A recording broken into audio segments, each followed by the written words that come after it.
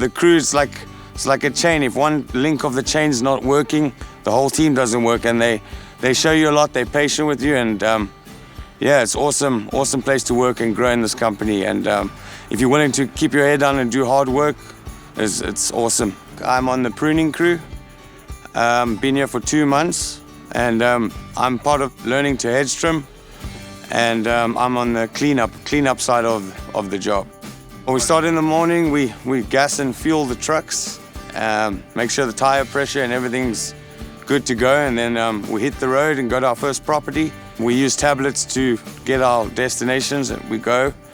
And then the 2 guys or 1 guy, the leader, will start pruning, and we clean up behind them with trash cans and rakes and make sure everything's neat and blow neat and roll pine straw and stuff like that. I did landscaping for a year, so it's like from the minor leagues to the major leagues at this company. We were a small company that I worked for previously, and just the size of the properties over here and the way they do things, yeah, it's the correct way. Not saying the other company was the wrong way, just how they train you up and groom you into this business. Just different techniques and stuff that I didn't know in the past. It makes it actually a bit easier also.